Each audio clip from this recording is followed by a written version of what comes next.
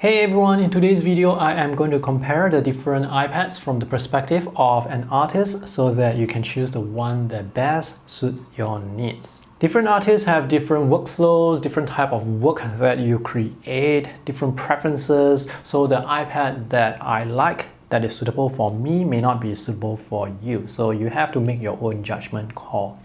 So the iPads that I have on this table are the iPad mini 5 from 2019, the iPad 6 from 2018, the iPad Air 3 from 2019, and the iPad Pro 12.9 inch from 2018.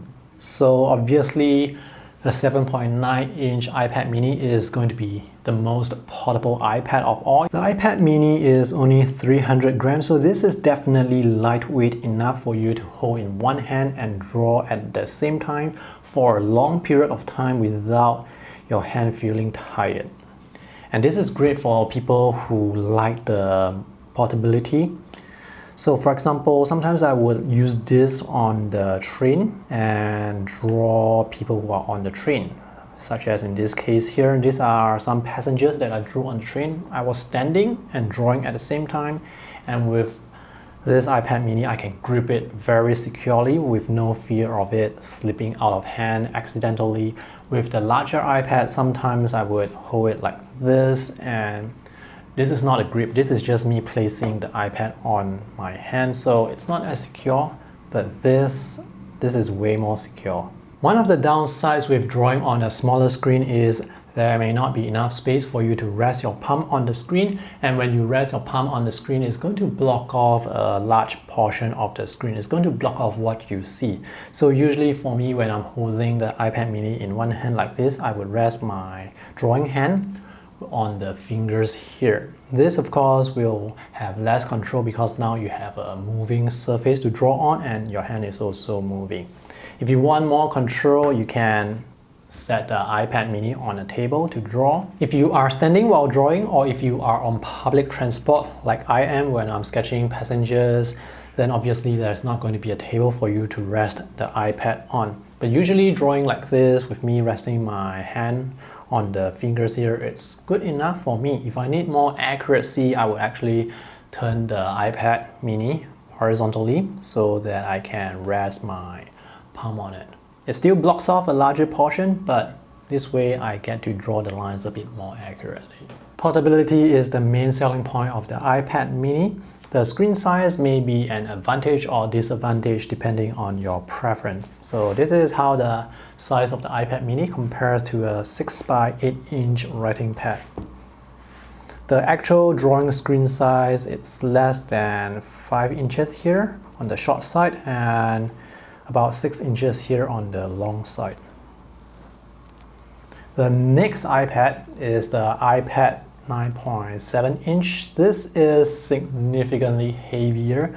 This is 469 grams versus 300 grams, and when you add the case to it, it's going to be even heavier. And this is not an iPad that you can hold in one, that you can grip in one hand like this. So when I'm on the train, I'm going to be holding the iPad like this, and I usually have my case on, so after holding it like this for a while, it gets a bit tiring. And if I use it horizontally like this, I'm gripping it like this, most of the weight is actually going to the right side. It's going to be even more tiring because now I'm using strength to balance the iPad. The 10.5 inch iPad Air 3 weighs about the same as the 9.7 inch iPad. This is 456 grams versus 469 grams. So if you're holding it like this for long periods of time and drawing, it may be tiring, especially if you have a case on as well.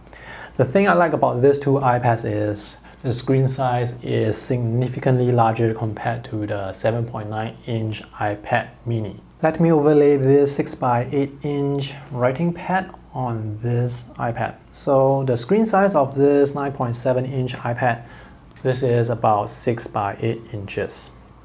And when I have this on the iPad Air with the 10.5 inch screen, I can see that this screen is taller and it's also wider. So these two screen sizes, they are wonderful to work with because You can rest your palm on the screen and still see a good amount of screen. And this is especially so when you're using the iPad horizontally like this. So you can still see a huge portion of the screen. This is nice. And the iPad Pro 12.9 inch, it's significantly heavier compared to the iPad Air 3. This is 631 grams versus 456 grams. If you add the case, it's going to be even heavier. If I'm using this outdoors, I will find a table so that I can rest the iPad on it. It's very difficult for me to hold this in one hand and draw. If I have to stand and hold the iPad while drawing, I will hold it like this with my arm underneath it, because if I'm holding it like this is very uncomfortable. It's going to strain my muscle at the thumb here and also my wrist. This is very uncomfortable to work with if you're holding it one hand like this and drawing. Even when I have this on the table right now, I can already feel the weight. The advantage of drawing on a larger screen is you can rest your palm on it and can still see a huge portion of your art. If you rest your hand on the side, you can see the whole screen. This is my preferred screen size to work with, but I have to deal with the weight. So usually this is used in the office or at home. Now this is not just a larger screen, this has more resolution as well, and because it has more resolution, it can actually show you more of your art. To show you the difference in resolution, let me compare the iPad Pro with the 9.7-inch iPad. So this iPad has a smaller screen and has lower resolution, but because the pixel density of this and the larger iPad Pro is the same, user interface elements, they are the same. Take a look at the space that is taken up by this color palette. It's the same on the iPad Pro, it's the same on the smaller iPad. And because the iPad Pro has more resolution, it can show you more content. So let me turn on the layers palette on this smaller iPad. So this layers palette takes up the same space as this, but again, because the iPad Pro has more resolution, it's able to show you more of the canvas, more of the content. The iPad Air 3 also has more resolution compared to the normal iPad, so if you want to see more of your drawing, you can consider the iPad Air as well. Now you may notice that there's this white haze on my iPad Pro. That's because I have a matte screen protector on this to give me more friction, to give me more of a paper-like feeling when I'm drawing with the Apple Pencil. Now, the matte screen protector is actually not necessary, so this is really a personal preference. Now, without the screen protector, it looks something like this, so you are going to have some reflections. This is a laminated screen which has some anti-fingerprint and anti-reflection coating. This is the normal iPad without the coating, so you can see there is still reflection, but the reflection is less intense on the laminated screen. The iPad Pro, iPad Mini and iPad Air has the laminated screen with the coating, and that coating actually provides a little bit more friction when you're drawing. So when you're drawing with Apple Pencil on these screens, they are not as slippery compared to drawing on the normal iPad. This is a bit more slippery. With the laminated screen, there is no gap between the glass surface and the LCD screen beneath, so when you are drawing, it will seem like the strokes, they are appearing directly beneath the pen tip, and it looks very nice. And notice as I am drawing diagonal lines, there is no jitter at all. The Apple Pencil is very accurate, and you can expect this sort of accuracy, this sort of performance across all the different iPads. With a non-laminated screen, there is a small gap between the pen tip and the stroke beneath. This does not look as nice compared to drawing on a laminated screen, but this does not affect drawing performance at all. In the real world, when you are looking at what you're drawing, the gap between the glass surface and the LCD beneath, it may not be that obvious, but you can definitely sense the gap.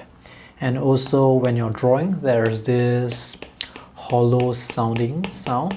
Other than the laminated display on the iPad Pro, the Air and the Mini, there is also True Tone technology. Now this technology takes into account ambient lighting to adjust the colors on the screen to make it feel like you are reading actual paper. So most of the time the color is actually on the warmer side compared to the non-True Tone screen, which is cooler. This of course doesn't affect drawing performance as well. One feature that the iPad Pro has that the other iPads do not is ProMotion. That is 120 Hz refresh rate that makes animation appear smoother on screen.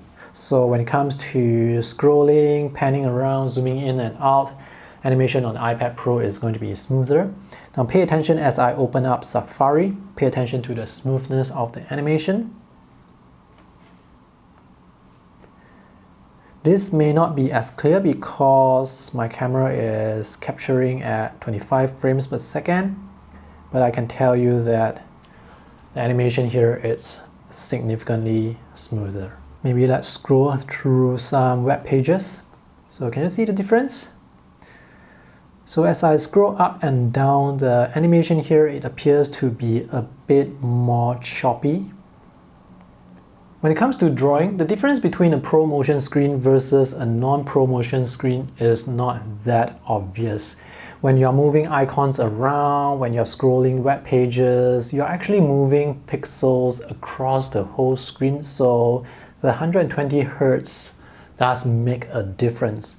But when you are drawing, most of the time you're probably not going to be drawing across the whole screen. Now there is a reason why when you watch YouTube video reviews, they show you the Apple Pencil running across the whole screen like this. But in the real world, when you are drawing at moderate speed and you are drawing using a portion of the screen, you're not drawing across the whole screen, 60 Hz is good. 60 Hz is sufficient. 120 Hz is better, yes, but 60 Hz when it comes to drawing, it's still very good. And when you're not drawing that big, for example, right now I'm just drawing some small eyelashes, there's not going to be any difference between 120 versus 60 Hz. Now if you're going to be zooming in and drawing big and really fast, then yes, you're going to notice the difference between 120 versus 60. But drawing at moderate speed like this, drawing short strokes like this, seriously, not really a big difference between 60 versus 120. The main thing I look out for when drawing is there a big gap between the line as it appears and the pen tip? And here, not really. Can you see the gap between the line and the pen tip as I draw? Personally, I don't really see that gap. This is very responsive. And navigation, it's very fluid as well. Panning, zooming in and out. Yes, there is some slight stutter, but not the irritating type. And when it comes to drawing strokes like this, I mean, this is a very short strokes compared to panning the whole screen from left to right. This is very short. 60 Hz is more than enough for smooth animation for drawing this. Now one thing I noticed about this 9.7-inch iPad is the animation of the strokes as I am drawing. They are as smooth as I would expect from a 60 Hz screen. But occasionally, after I draw for a while, there will be a stroke that comes out. The lines would appear in a choppy manner. I'm not sure if you see that two that I just drew that appear in a choppy manner, but this was very smooth. And this 4, it's quite smooth. This 5, it's very smooth. There's no magic number as to when the choppiness will happen. That's why I'm actually drawing numbers right now. It could be after 10 strokes, it could be after 15 strokes, but that is something that I notice only on the iPad 6. I'm not sure if it has got anything to do with the amount of RAM inside. This iPad 6 only has 2 gigs of RAM. With iPad Air 3, I did not notice that issue. So I can just keep on drawing, and animation for all the strokes, they will still be very smooth. So it looks like that issue only happens with the iPad 6, the 9.7-inch iPad. So looks fine here. The screen on the iPad Air 3, it's also 60 Hz. This is not a ProMotion screen. And seriously, when I'm drawing, I don't really see any input lag. I don't see the gap between the pen tip and the line as it appears. So this is definitely very responsive to me. Of course, if you want to draw like very fast, if you want to record yourself drawing very fast, 120 versus 60, and then show the difference in slow motion, yes, of course, you are going to notice the difference that way. But when it comes to normal drawing speed, I mean, I'm not even drawing like very long strokes like this. I'm just drawing short strokes as I normally would, and 60 Hz, I don't see how this really affects my satisfaction. This is still very satisfying to work with. The iPad Air has 3 gigs of RAM, by the way.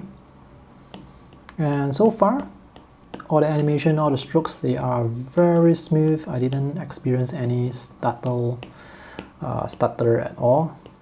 So this is the same performance you will get on the iPad mini as well. The same smoothness. The iPad mini also has a non-ProMotion screen with just 60 Hz. When it comes to drawing, whether or not your iPad has ProMotion or not, to me, I don't think that's a big issue. I don't think that's a big deal. When you click on the drawing app, the app enlarges to fill the screen. The animation is very smooth on the iPad Pro. When you click on the same app, it enlarges and fills the screen. The animation is not as smooth, but once you get into drawing using that app, once you're inside the app, the difference between ProMotion and non-ProMotion is not that significant. The last thing I want to talk about is performance, the processor, the RAM. So on the iPad Pro, this uses the A12X processor. The iPad 6 uses the A10, which is quite old already. The new iPad Air 3 uses A12, which is supposed to be slightly less powerful compared to the A12X.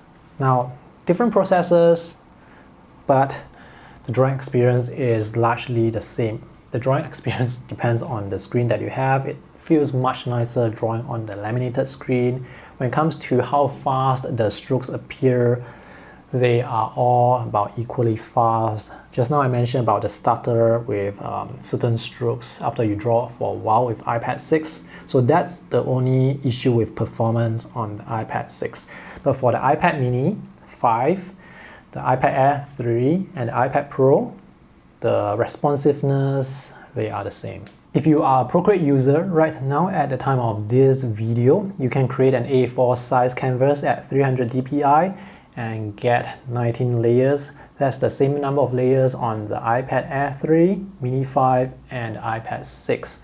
With the iPad Pro, you can get 3 times the number of layers at 57 layers. I'm not sure why there is this discrepancy in the number of layers you can create and whether or not that has to do with the amount of RAM you have. With the old iPad, it has 2 gigs of RAM. The new iPad Air 3 and Mini 5 has 3 gigs of RAM, so it has more RAM. So by right, it should be able to create more layers. This version of Procreate that I'm using is 4.3, which I just upgraded a few minutes ago. The previous version, 4.2.5, also has the same number of layers, so this update didn't change anything. Hopefully with the next update, the Procreate developers can increase the number of layers, if that's possible. With Procreate, you can actually choose the resolution for the time-lapse you can record. And here with the iPad 6, the budget iPad, I have set the resolution to 4K. Even though the processor in this iPad is not as powerful compared to the other iPads, it's still able to record 4K resolution, and while you are drawing and recording at the same time, the drawing performance is still quite smooth. So that's pretty impressive. I have just connected the power cable to the iPad because the battery is running low. Now, battery life for all the iPads, it's pretty good. If you are just using it to watch videos, write email, surf the web, you can probably get 9 to 10 hours. If you are drawing, then that's going to affect battery life. It's going to come down by quite a bit. If you are using your iPad outdoors while you are drawing, then with the auto brightness, it's going to go up all the way to the maximum brightness, and that is really going to severely impact the battery life. When I'm drawing outdoors, like non-stop, probably around 5 hours. 5 hours of battery life when you are drawing at maximum brightness. I think that is very impressive battery life.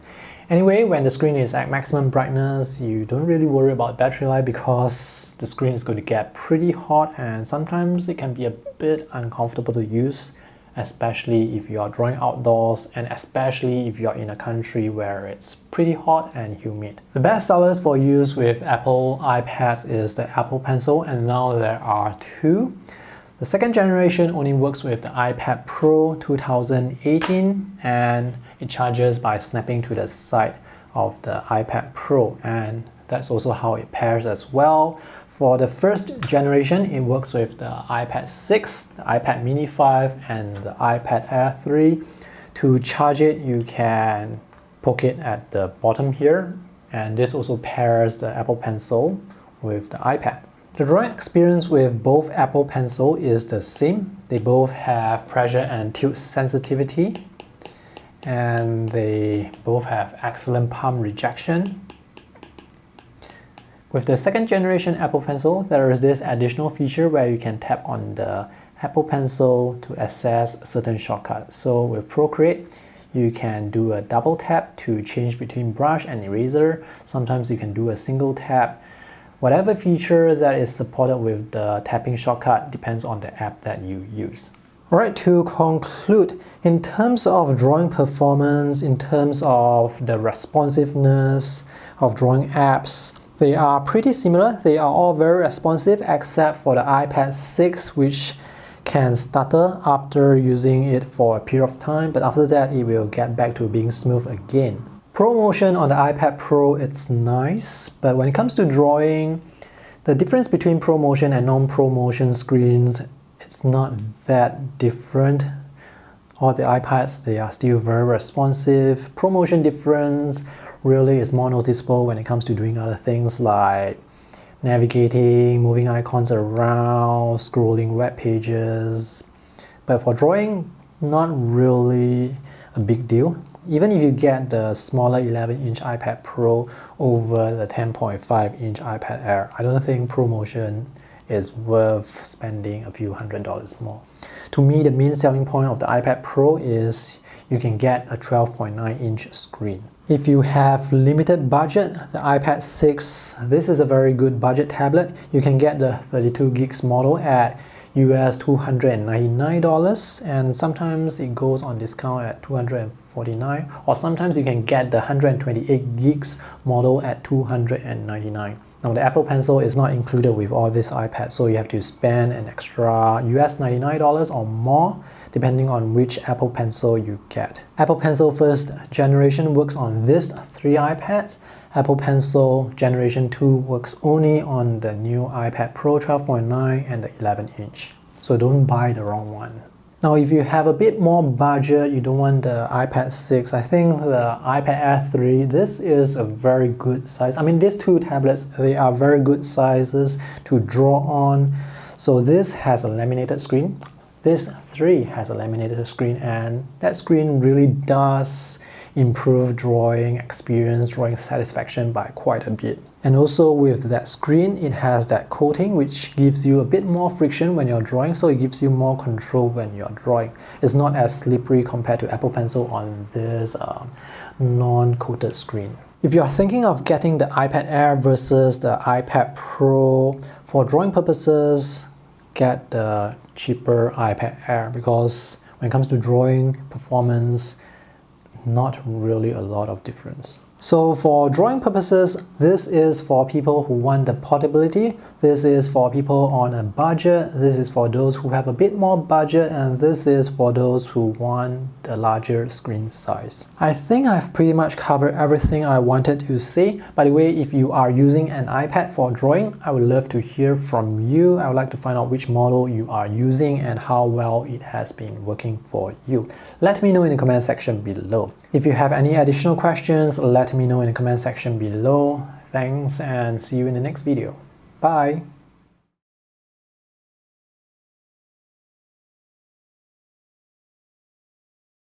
If you are wondering why I have so many iPads or why do I need so many iPads, well, I actually bought them to review them, so I will be selling them off very soon. I will be selling all of them except for the 12.9-inch iPad Pro because this is the size that I prefer to draw on. As usual, I will be selling things off at a loss. I am not super rich, so if you want to support my YouTube channel, if you want to help me put out more reviews like this, you can consider supporting me on Patreon. The link is in the video description below. That's all. Bye!